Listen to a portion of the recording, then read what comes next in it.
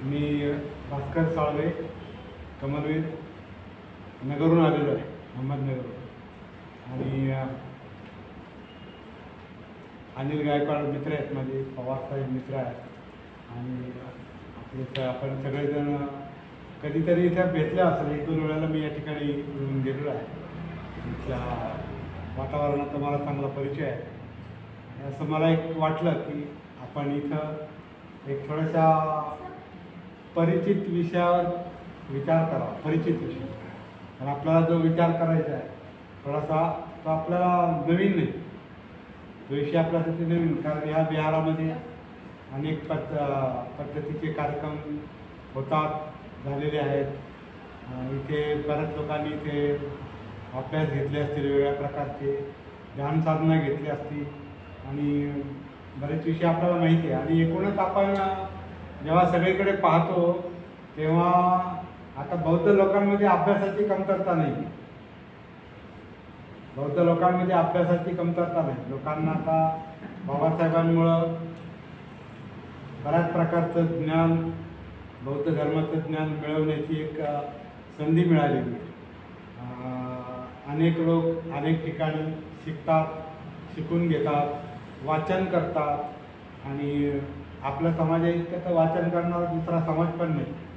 हे आपण 6 डिसेंबर, 14 एप्रिल किंवा 14 ऑक्टोबरच्या वेळेला आपण पाहतो की लोक शेकडोनी पुस्तकं विकत घेतात आणि अभ्यास करतात. आपला समाज हा अभ्यासू आहे, त्याच्याबद्दल काय आता शंका नाही, हे जग मान्य करते. पण समाजातली जेव्हा आपण परिस्थिती पाहतो तर थोडीशी विस्कळीत पण जाणवते. मग आपल्या अभ्यासाचा काय उपयोग आहे? आपल्या अभ्यासाचा समाजाला एकत्रित करण्यासाठी उपयोग होतो का, असा आपल्याला एक विचार करण्याची आवश्यकता आहे. चिंतन करण्याची, चिंता नाही करायची, आपल्याला चिंतन करायचं, विचार करायचा. आपल्याला बाबासाहेबांनी विचार करायला शिकवला. चिंता करत बसलं तर चिंतेतून काही साध्य होत नाही.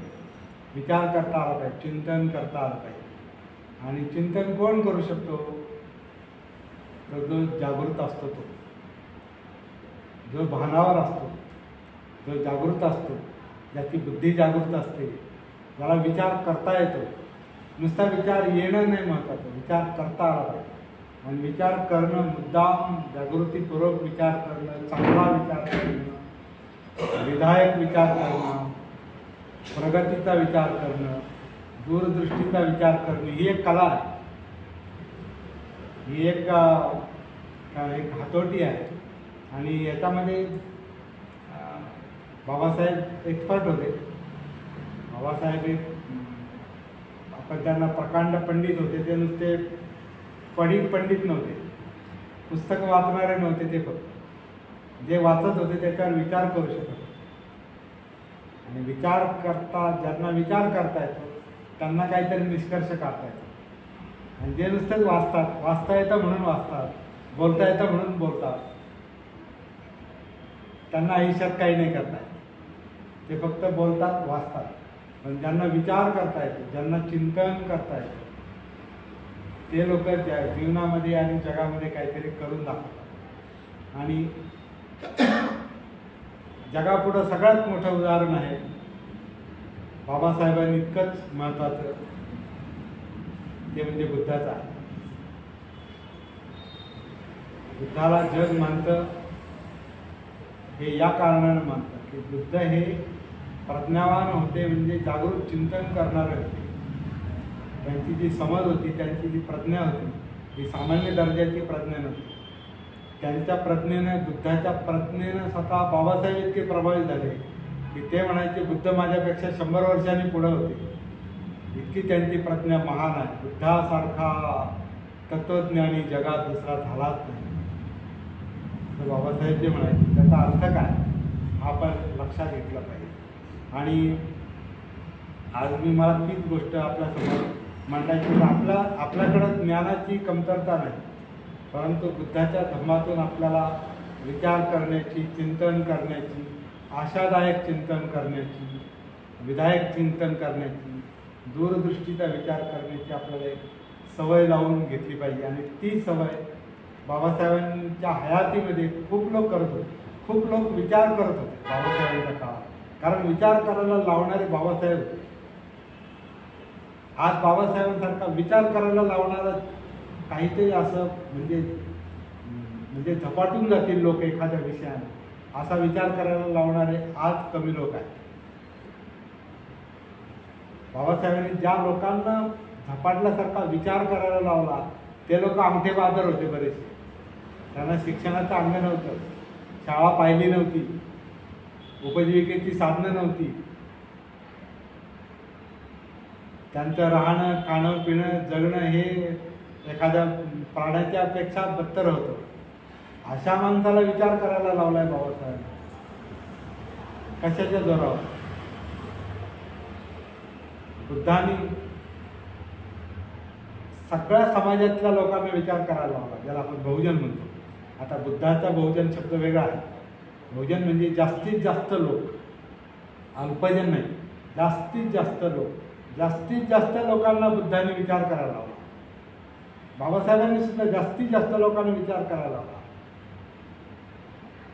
पण त्याचा बेस काय होता, त्याचा पाया काय होता, कशामुळे विचार करू शकतो माणूस? विचार येणं नाही महत्वाचं, कारण मेंदूला दुसरं काम नसतं. जसं डोळे पाहतात, कान ऐकतात, नाक गंध घेतो, जीभ चव घेते, त्वचा स्पर्श करते, त्वचाला स्पर्श करतो, तसं मन जे आहे ते विचार करतं. त्यात विशेष काही नाही. पण विचार येणं, मनात विचार येणं आणि जागृतीपूर्वक विचार करणं याच्यामध्ये फरक आहे. आणि ती जागृती, हा जो गुण आहे, हा जो सद्गुण आहे माणसातला, हा फक्त माणसातच आहे, हा इतर प्राण्यामध्ये नाही. माणूसच एक असा आहे की त्याला विचार करता येतो. इतर प्राण्यांना विचार करता येत नाही. म्हणून आता एखादं कुत्रं जर रोड क्रॉस करायला लागलं तर ते असं क्रॉस करतं, तर कितीतरी कुत्रे जे मेलेले आपल्याला सापडतात ॲक्सिडेंटमध्ये रस्त्यावर. का? त्यांना ते गुणच नाही त्यांच्यामध्ये. त्यांना फक्त दिसतं आणि निघायचं, वास आला आणि निघायचं. माणसाची बुद्धी, माणसाचा विचार करणं हा माणसाला मिळालेला असा गुण आहे की मनुष्य त्याच्यामुळे चमत्कारिक शोध लावतो. चमत्कारिकपणे तो काही गोष्टी अशा गूढ गोष्टी शोधून काढतो. सगळ्यात मोठी गूढ गोष्ट कोणती शोधली असेल बुद्धानं, तर दुःखमुक्ती. माणूस दुःखातून मोकळा होऊ शकतो.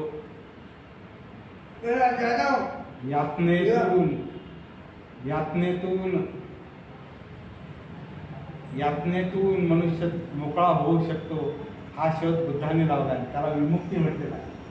विमुक्ती. आणि ही विमुक्ती कशाच्या आधारावर त्यांनी साध्य केली, तर जागृतीच्या आधारावर. बुद्धांना आपण सम्मा संबुद्ध म्हणतो. सम्मा संबुद्ध म्हणजे संपूर्ण जागृत.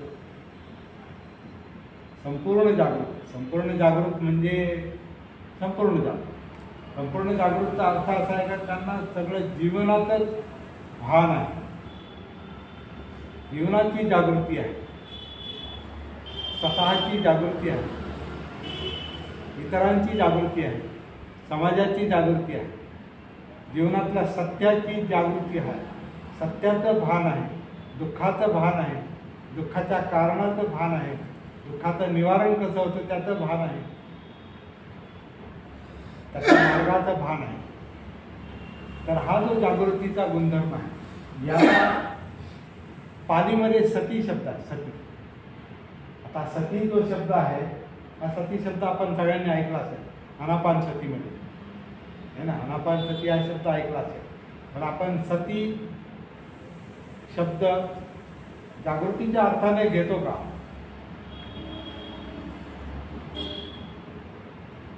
आनापान म्हणजे आपण म्हणतो श्वास घेणं आणि सोडणं, बरोबर आहे. सगळ्यांना शब्द माहिती ना, आनापान. आनापान म्हणजे आपण काय म्हणतो, श्वास घेणं आणि सोडणं. पण आनापान म्हणजे श्वास घेणं आणि सोडणं नाही. श्वास आपण घेतो का? आपण घेतो श्वास? ऑटोमॅटिक प्रक्रिया. श्वास आपण घेत नाही. आपण घेतला काय, नाही घेतला काय, तो येतो आणि जातो. तो झोपेतही येतो जातो, आत्ता पण येतो जातो. पण त्याची सती आपल्याला असते का? त्याचं भान आपल्याला असतं का? का हे शरीर, आपली काया आन करते म्हणजे श्वास आत घेते, अपान करते म्हणजे श्वास बाहेर सोडते.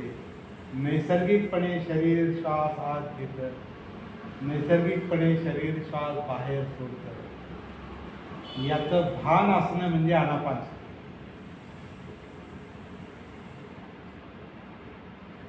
बुद्धांना हे बुद्धगयेत सापडलं असं माझं मत आहे. आपण म्हणतो बुद्धांनी ध्यान साधना केली. बुद्धांनी नाही ध्यान साधना केली. ध्यान साधना सिद्धार्थ गौतमांनी करून पाहिलेलं आहे.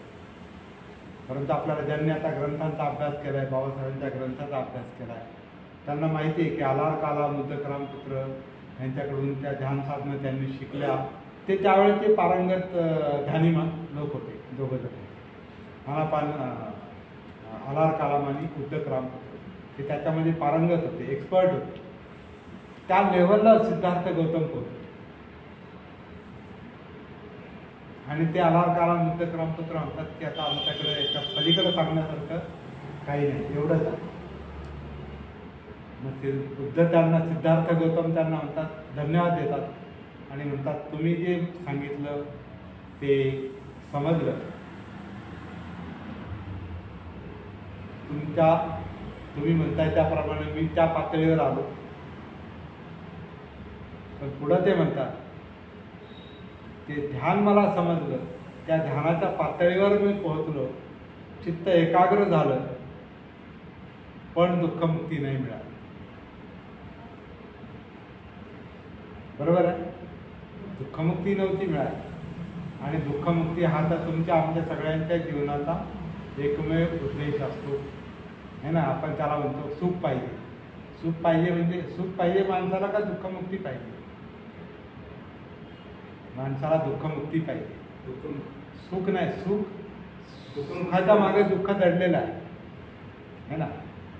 सुखाच्या मागे दुःख दडलेलं आहे. माणसाला सुख नाही पाहिजे, माणसाला दुःखमुक्ती पाहिजे. आपण डॉक्टरकडे जातो, डॉक्टरला आजार बरा करण्यासाठी डॉक्टरांकडे जातो. आपल्याला बाकीचं काय नाही पाहिजे, आपल्याला आजारातून मुक्ती पाहिजे. तसं आपल्याला आनंद सुख नाही पाहिजे, आपल्याला दुःखातून मुक्ती पाहिजे. ते दुःखातून मुक्ती कशी मिळू शकते हे बुद्धानं सिद्ध करून दाखवलेलं आहे. आणि ते कशाच्या आधारावर दाखवलं? ते ध्यानाच्या आधारावर नाही.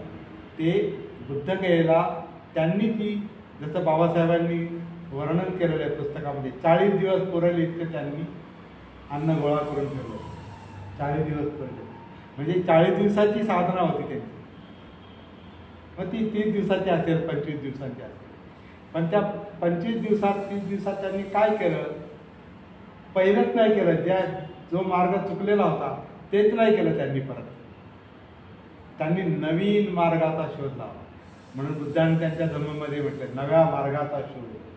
नवा मार्ग आहे आणि तो नवा मार्ग जो आहे तो बोधीचा म्हणजे जागृतीचा आहे. ही गोष्ट थोडीशी लक्षात घेण्यासाठी तुमच्या समोर बसावा असं मला आज वाटलं आणि आपण संधी उपलब्ध करून दिली.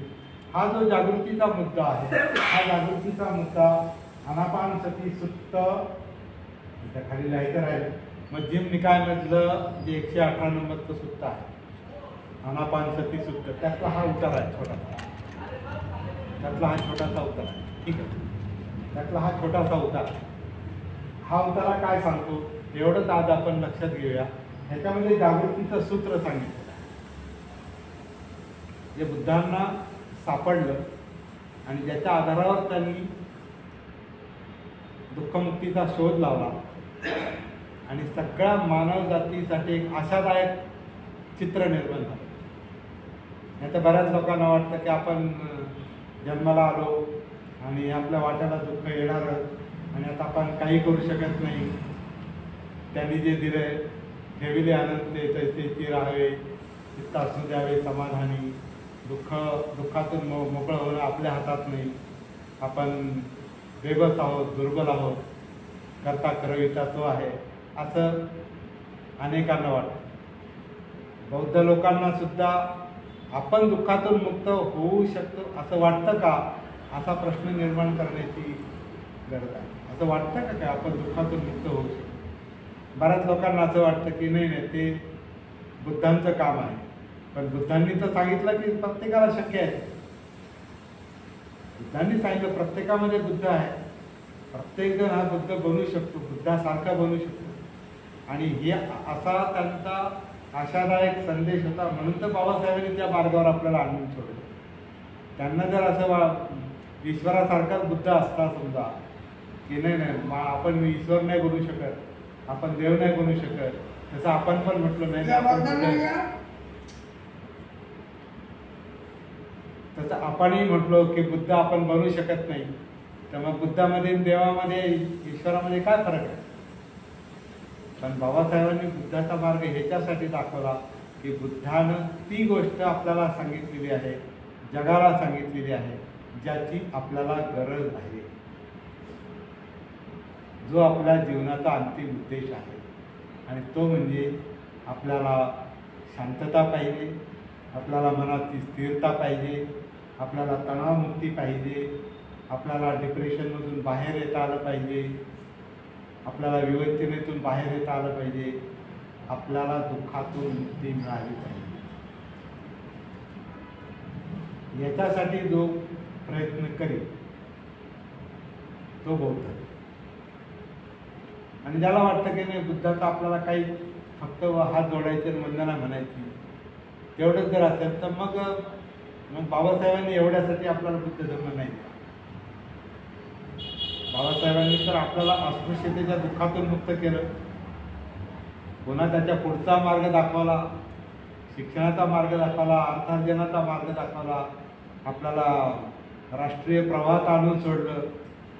आणि त्याच्याही पुढची गोष्ट बाबासाहेबांनी दिली की आपलं सगळ्यांचं जीवन जे आहे, आपलं म्हणजे फक्त आपल्या समाजाचंच नाही, जगाचं सगळ्यांचं जे जीवन आहे ते दुःखातून मुक्त होऊ शकतं. असा मार्ग बाबासाहेबांनी आपल्याला दिला. त्याचं वैशिष्ट्य जे आहे ते हे जागृती आहे. ह्या लक्षात आज फक्त आपण परिचय करून घेतो ह्या विषयाचा, आणि ह्याच्यावर जर पुढे संधी मिळाली तर आपण आणखीन काम करू शकतो. याला आपण कार्यशाळा म्हणतो. कार्यशाळा याचा अर्थ वर्कशॉप. वर्कशॉप म्हणजे काहीतरी काम करायचं. आपण नुसतं बसून फक्त ऐकत नाही. आपण आपल्या मनावर कार्य करतो. आपलं मन हेच कार्यशाळा आहे. आपलं मन ज्या शरीरामध्ये आहे, कायेमध्ये आहे, ही काया ही कार्यशाळा आहे. आणि इथं काय काम करायचंय तर हे जागृतीचं काम करायचं. आता जागृती हा जो घटक आहे, जागृती हा जो गुणधर्म आहे, त्याचं स्वरूप काय आहे ते आपण थोडंसं या 4 ओळीमध्ये 6-7 ओळीमध्ये आपण समजावून घेऊ. आनापान सती. आनापान जसं मी सांगितलं की ही काया आपलं शरीर श्वास घेतं सोडतं नैसर्गिकपणे आपोआप. तो जो नैसर्गिक प्रवाह आहे श्वासाचा, नैसर्गिक प्रवाह, तो शरीर घेतं शरीर सोडतं, त्या प्रवाहाचं भाग, त्याची जागृती, त्याची सती म्हणजे आनापान सती. हे वाक्य असं सांगतं, हा संदेश बुद्धांचा असं सांगतो की आनापान सतीची अशा प्रकारे भावना म्हणजे प्रॅक्टिस, सराव, साधना. आनापान सतीची अशा प्रकारे म्हणजे नैसर्गिक श्वासाच्या प्रवाहामध्ये त्याचं भान, त्याची सती ठेवता ठेवता, त्याची प्रॅक्टिस करता करता आपल्याला फार मोठा लाभ होतो असं म्हटलेलं आहे. महाफलदायक होतो, त्याचा आपल्याला फार मोठा लाभ होतो. श्वासाच्या निमित्तानं आपण जर या आपल्या जीवनाच्या म्हणजे कायेच्या संपर्कात आलो तर त्याचा खूप मोठा लाभ होतो असं बुद्धांनी म्हटलेलं आहे. काय लाभ होतो तर आनापान सतीची अधिकाधिक भावना म्हणजे प्रॅक्टिस केल्याने ती 4 सती पठाणांना परिपूर्ण करते. आता 4 सती पठाण हा एक मोठा अभ्यासाचा विषय आहे, पण थोडक्यात सांगतो. 4 सती म्हणजे जागृती, आणि प्रस्थान म्हणजे ज्या मार्गाने जागृती प्रस्थान करते, पुढे जाते. आपण म्हणतो ना गाडी प्रस्थान करते, म्हणजे गाडी पुढे जाते. तर ज्या मार्गाने सती जागृती पुढे जाते तो मार्ग म्हणजे ही काया, हे आपलं शरीर, शरीरामधला जिवंतपणा म्हणजे जाणीवा, त्याच्यामुळे आपण जिवंत आहोत.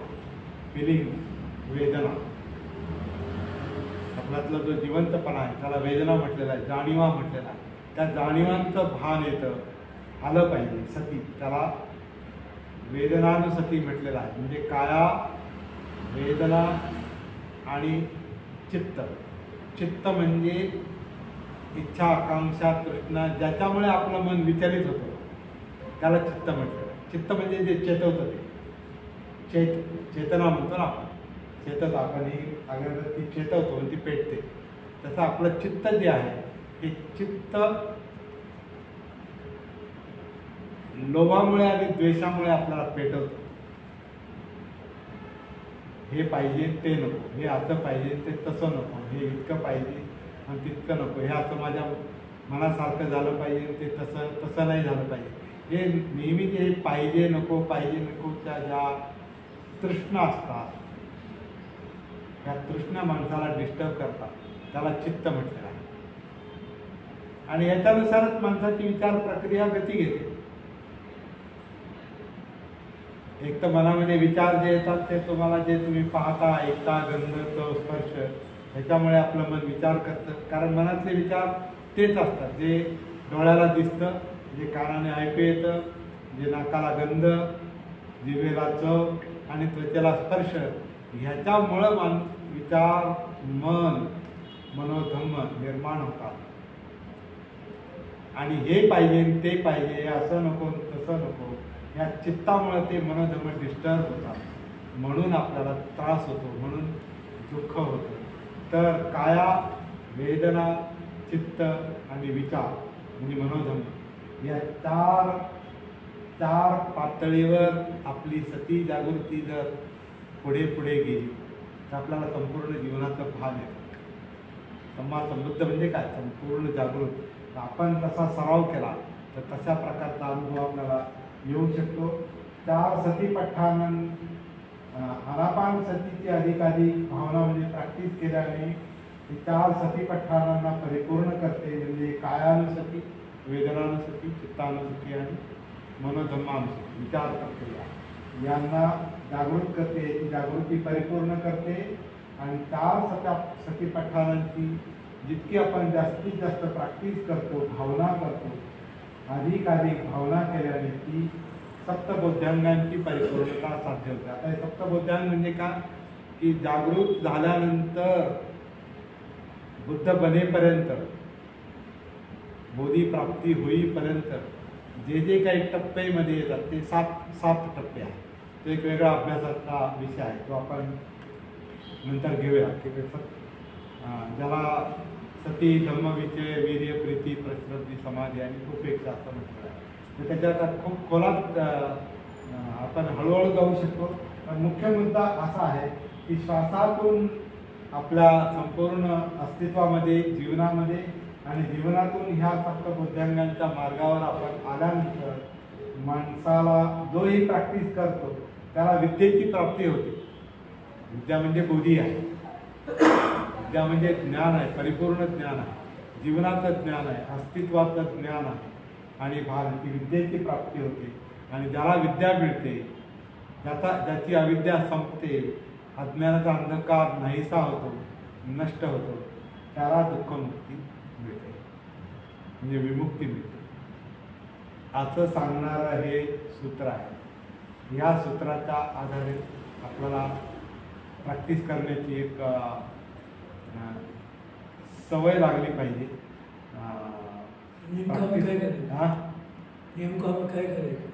नेमकं काय करायचं त्याचा पहिला धडा मी आत्ता सांगितला. पहिला धडा काय सांगितला? आपला जो श्वास आहे आपला जो श्वास आहे तो आपण घेत नाही, आपण सोडत नाही. आपण घेतो का श्वास? आपण शांत बसलो किंवा झोपून गेलो तरी ते आनापान चालू असतो, श्वास चालू असतो. तर जेव्हा जेव्हा हे काया, ऐका ऐका ऐका ऐका, जेव्हा ही काया, जेव्हा हे शरीर श्वास आतून आत घेतं, श्वास कुठून आत घेतात? श्वास बाहेरून आत येत नाही. बाहेरून आत येतो का श्वास? नाही. श्वास आतून आत घेतला जातो. तुम्ही तुमच्या पोटामध्ये डोकावून पहा, तुम्ही तुमच्या पोटाचा अनुभव घ्या.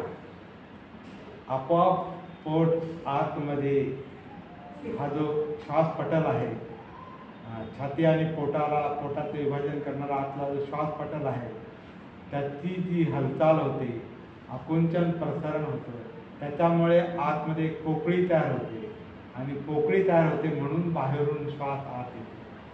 श्वास बाहेरून आत ढकलला जात नाही, आतून आत घेतला जातो. आता हे असं आणि हे नैसर्गिक आहे, हे काय आपण ठरवून करत नाही. लहान पोरगं बघा, त्याचा श्वासोच्छ्वास कसा चाललेला असतो, सहज चाललेला असतो. तो सहज श्वास, कारण ते शरीर सहज श्वास घेतं, सहज सोडतं, म्हणून ती सहज हालचाल चालली. आपल्या मनावर, चित्तावर, आपल्या शरीराला इतका ताण असतो की आपल्याला ते कळतही नाही. ते शरीर, आपलं जीवन नैसर्गिकपणे श्वास आत घेते, बाहेर सोडते, आन करते, अपान करते, हे कळतच नाही. कारण आपल्याला त्याची सती नाही, त्याचं भान नाही की श्वासाचं काय चाललंय नाही.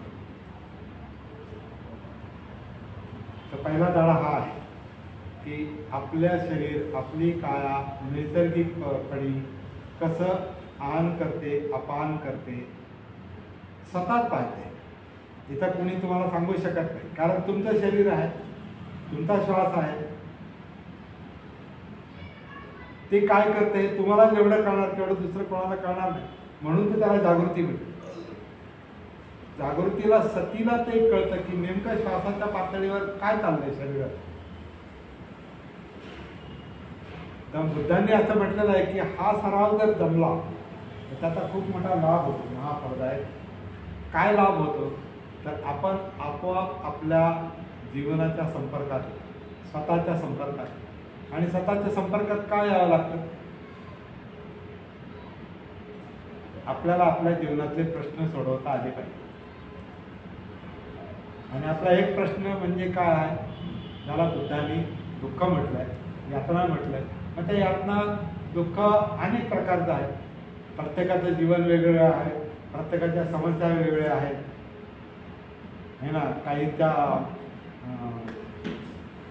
आर्थिक आहेत, काहीच्या मानसिक आहेत, काहीच्या पोराबाळांच्या आहेत, काहीच्या पती पत्नींच्या आहेत, काहीचे बापलेकांच्या आहेत, नवरा बायकोच्या आहेत, व्यसनाच्या हे आहेत. तिथं आपल्या किती मोठ्या समस्या आहेत, कितीतरी घरांमध्ये व्यसनाची समस्या आहे. या सगळ्याचा एकूण परिणाम काय होतो? ती व्यक्ती, ते कुटुंब डिस्टर्ब होऊन जातं, विचलित होतं.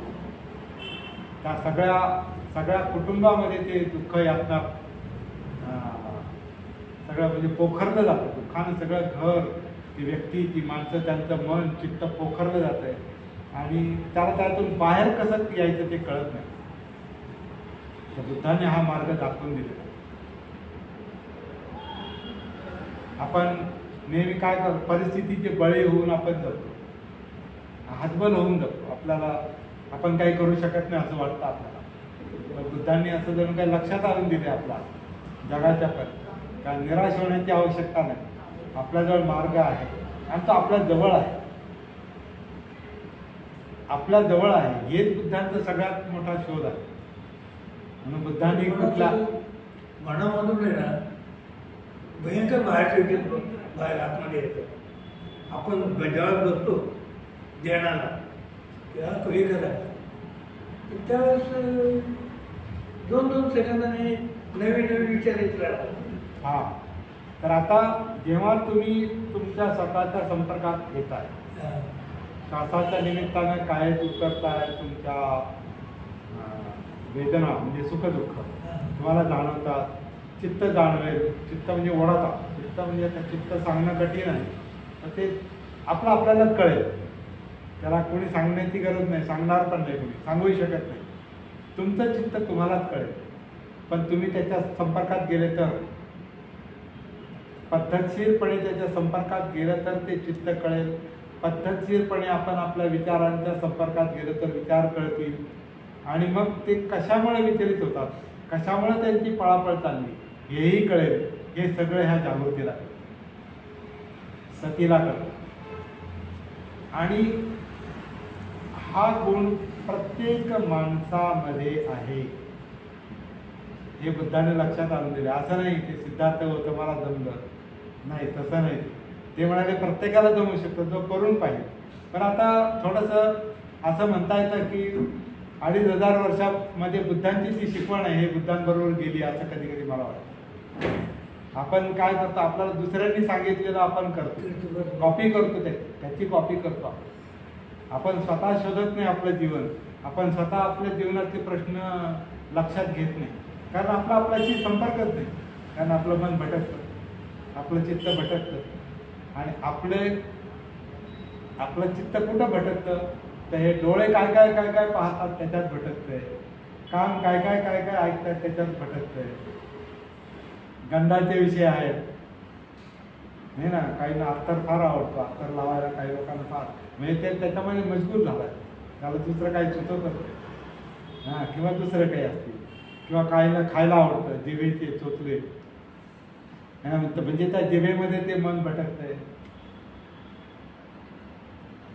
फार गरम झालं अस्वस्थ झाला, थंडी वाजली तरी अस्वस्थ झाला, काही रुतलं तरी अस्वस्थ झाला. म्हणजे तुमच्या त्वचेला जे स्पर्श होतात ते तो आपल्याला डिस्टर्ब करतात. म्हणजे आपली जी इंद्रिय आहेत, डोळे, कान, नाक, जीभ आणि त्वचा, ही इंद्रिय माणसाच्या मनाला विचलित करतात. परंतु ते इंद्रियांमुळे विचलित नाही होत, त्या मनाचं भानच नाही आपल्याला, त्याची सती नाही, त्याची जागृती नाही. त्याच्यामुळे ते केव्हा भटकतं, केव्हा आपल्याला विचलित करतं, केव्हा आपण त्या दुःखाच्या खाईत जातो. कधी आपल्यामध्ये एक दडपण येतं, एक डिप्रेशन येतं, एक म्हणजे नको नको होतं. ते आपल्याला कळत नाही म्हणून तो प्रश्न सुटत नाही. तर ते कळण्यासाठी आपल्याला स्वतःमध्ये उतरावं लागतं. बुद्धांचं सांगणं वेगळं आहे. आपण जनरली लोक काय म्हणतात, दुःख विसरून जा.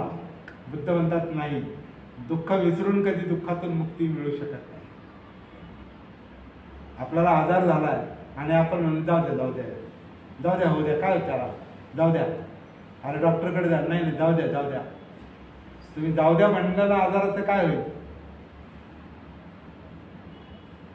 वाढत वाढत वाढत वाढत तो क्रॉनिक होणार, तो दुर्धर होणार आणि तो नंतर इतका वाढणार की तो तुमचा जीव घेणार. म्हणजे दुःख सुद्धा असंच आहे, दुःखाला तुम्ही टाळलं का ते वाढत जातं.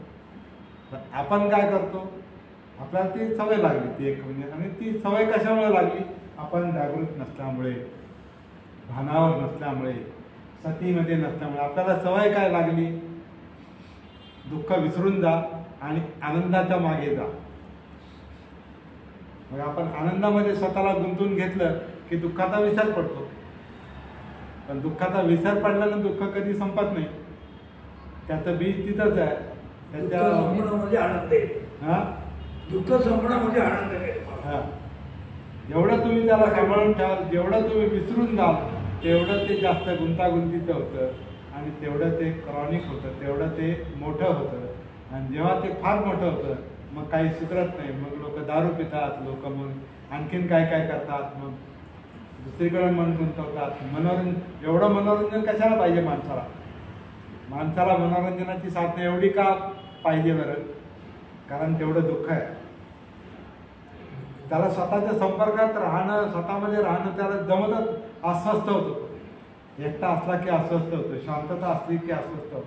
लगेच आता तर मोबाईल आला, आता आपल्या खिशातच तर सगळं आहे नाही का. त्याच्या आधी टी व्ही होता, तमाशे, मग त्याच्या आधी आपण सिनेमा आहेत, नाटकं आहेत.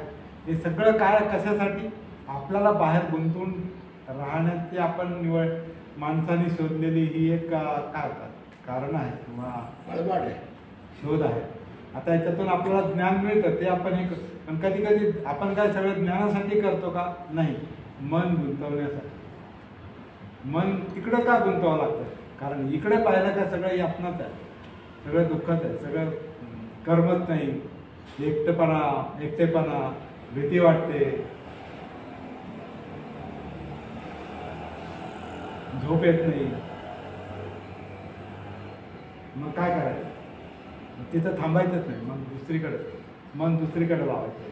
आणि तरी जमलं नाही मग दारू प्या आणि विसरून सगळं बधीर करा. म्हणजे आधीच बधीर आणि त्याच्यात अजून दारू पिल्यावर सगळं संपतं. प्रश्न सुटतात काय नाही सुटत. ते सगळे प्रश्न सोडवायचे असतील तर भानावर आलं पाहिजे, जागृतीचा अभ्यास केला पाहिजे आणि हा कसा करायचा हे समजून घेतलं पाहिजे. मला वाटतं ही गोष्ट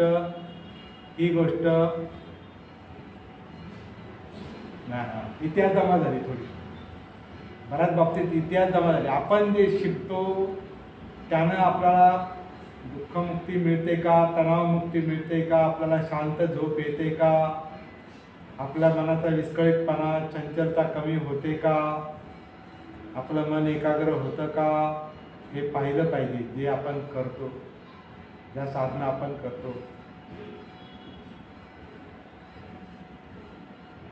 म्हणून मी म्हटलं की आपल्याकडं ज्ञानाची कमतरता नाही, पण जे आपल्याकडं ज्ञान आहे, जे आपल्याला अनुभव आहे त्याचं पुनरावलोकन करण्याची गरज आहे, पुन्हा मागं वळून पाहण्याची गरज आहे. जर आपले प्रश्न सुटत नसतील तर. आणि मला वाटतं बऱ्याच लोकांचे प्रश्न ते म्हणजे माझा स्वतः 40 वर्षाचा अनुभव आहे. आता साहेब साक्षीदार आहेत, अनिल साक्षीदार आहे. 40 वर्ष याच्यावर मला कधी कधी प्रश्न 40 वर्ष केलं काय? बुद्धांनी 40 दिवसात प्रश्न सोडवले आणि आम्ही 40 वर्ष त्याच्यात अजून नाही ते आपलं काम नाही. आपल्याला शिकवलंच असं नाही ते आपलं काम नाही. मग बुद्धाचा फायदा काय? बाबासाहेबांनी अशी गोष्ट आपल्याला दिली काय देवासारखी? जसं आता त्या देवाच्या नका नादेला व ह्या देवाच्या नादेला असं सांगितलंय का? व्यावहारिक गोष्ट आहे ती, जीवनामध्ये दर क्षणाला उपयोगी पडणारी गोष्ट आहे बुद्धाची शिकवण. ते आपण परत एकदा त्याचं आपण पुनरावलोकन केलं पाहिजे. आपला अभ्यास भरपूर आहे, बुद्ध आणि त्यांचा धम्म काही लोकांचा पाठ असेल, पण तरी त्याच्यावर आपण अभ्यास केला पाहिजे. नाही का? बाबासाहेबांनी बुद्ध आणि त्यांचा धम्म हा पाठ करण्यासाठी, पूजा करण्यासाठी नाही दिला. त्या ग्रंथाच्या प्रस्तावनेमध्येच बाबासाहेबांनी ही गोष्ट लक्षात आणून दिली का बुद्धाचं चरित्र आणि बुद्धांची शिकवण ही त्रिपिटकानं निकायांनी गोंधळात टाकणारी बनवलेली आहे. वाचला असेल वाक्य, प्रस्तावनेमध्ये वाचा. त्रिपिटकानं आणि निकायांनी बुद्धांची शिकवण करत म्हणजे पझल बनवली. आता इंग्रजीमध्ये त्यांनी पझल शब्द वापरला आणि स्वतः 4 प्रश्न त्यांनी निर्माण केले की बुद्धांनी गृहत्याग का केला, बुद्धांनी 4 आर्य सत्य बुद्धांनी सांगितले ते तसेच इतर लोक सांगतात की यांच्या मनाचं सांगतात.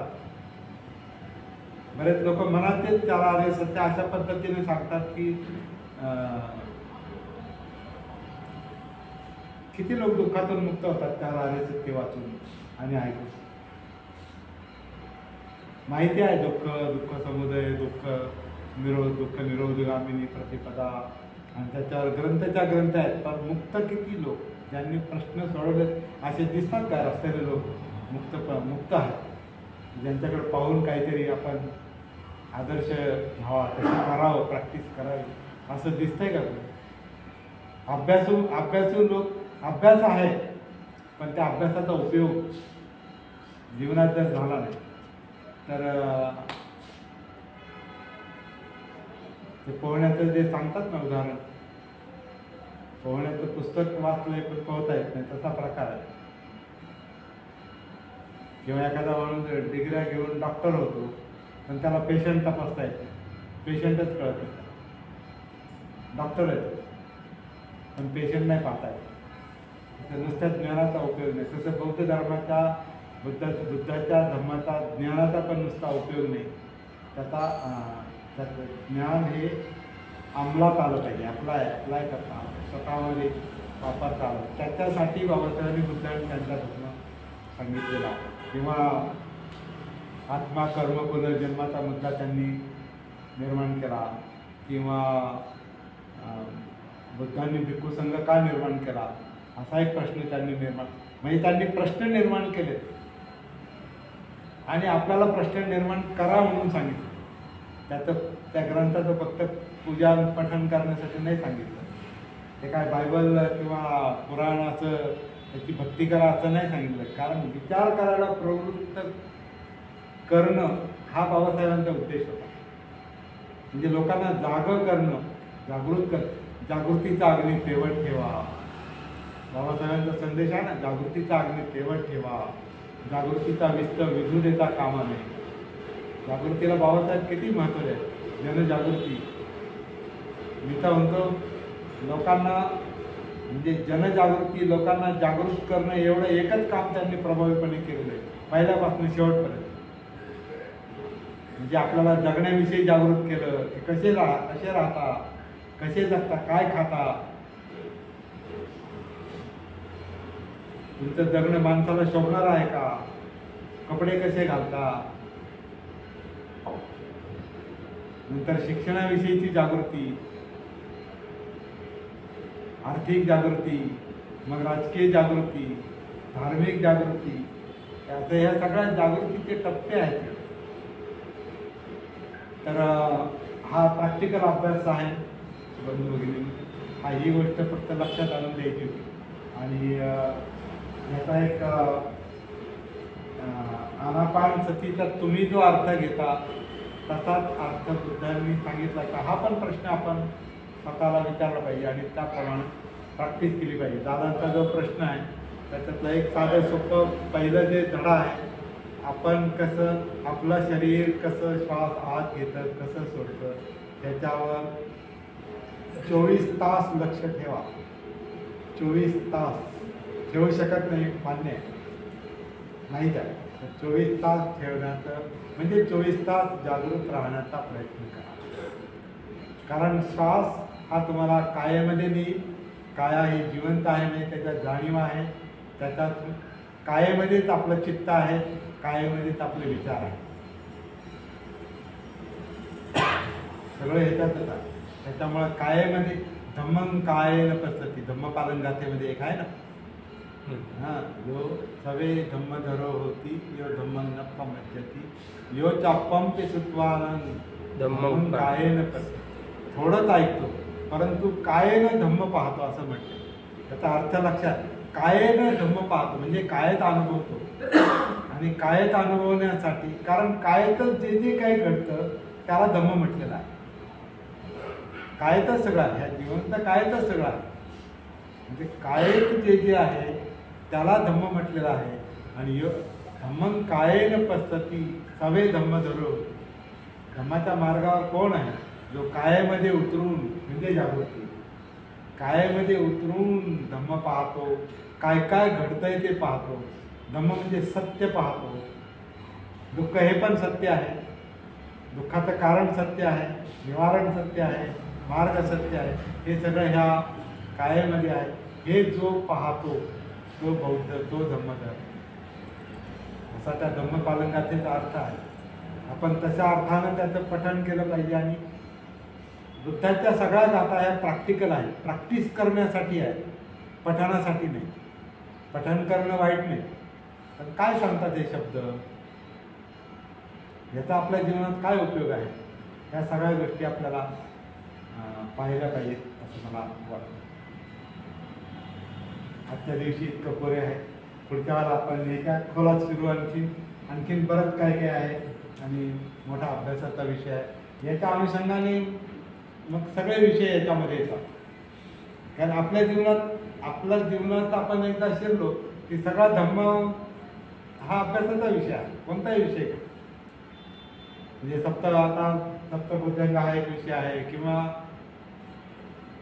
धम्माची जी समज आहे त्याला सम्यक दृष्टी म्हटलेलं आहे. जे समजलेलं आहे त्याचा ते करण्यासाठी संकल्प केला पाहिजे.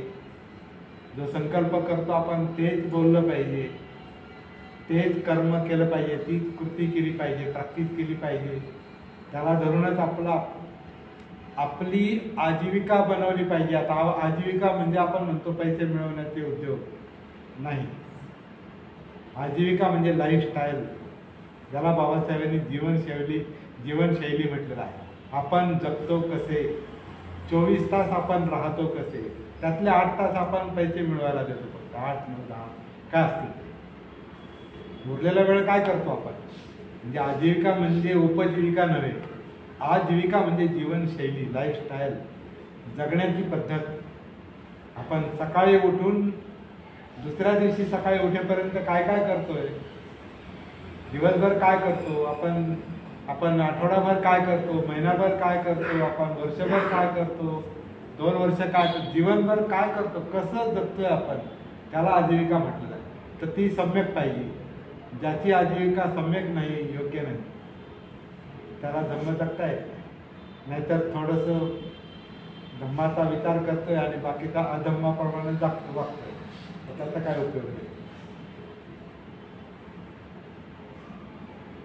याच्यासाठी व्यायाम म्हणजे प्रयत्न केले पाहिजे.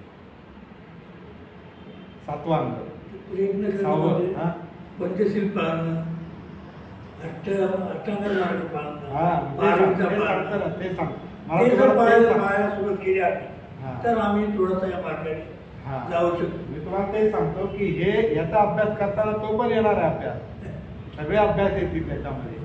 आणि हे जे सम्यक दृष्टी, संकल्प, वाणी, कर्मांत आणि आजीविका, व्यायाम याचं भान असेल, सती असेल, जागृती असेल तरच त्याचं ते समजते आणि त्याची अंमलबजावणी करता येते. आणि मग आपल्याला विस्कळीत चित्त एकत्रित आणता येतं. त्याला समाधी म्हटलंय. प्रॅक्टिकली अष्टांग मार्ग उलटा चालावा लागतो. आपल्याला आपलं विस्कळीत चित्त एकत्रित करायचे, समाधी हा उद्देश बनवावा लागतो. त्याचं आपल्याला भान ठेवण्यासाठी तशा पद्धतीचा व्यायाम करावा लागतो. त्याप्रमाणे आपल्याला आपली लाईफस्टाईल, जीवनशैली बनवावी लागते.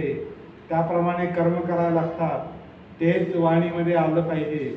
आणि हे सगळं समजलं ती सम्यक दृष्टी त्याप्रमाणे करण्याचा संकल्प आपल्याला करावा लागतो.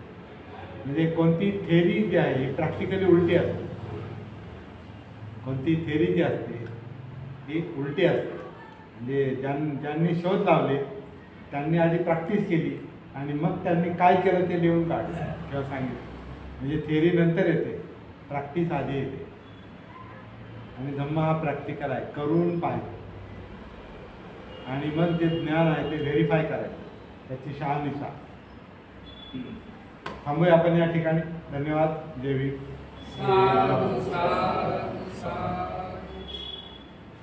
पुढच्या वेळेला आपण परत भेटू.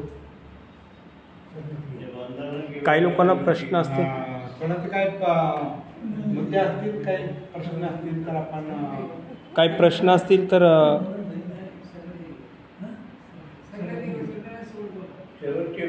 सगळे ते घेऊन टाकू आणि शेवट काय म्हणतात वंदना घेऊया. कार्यक्रम ठीक आहे. बोला. काय प्रश्न असतील तर घ्या ना.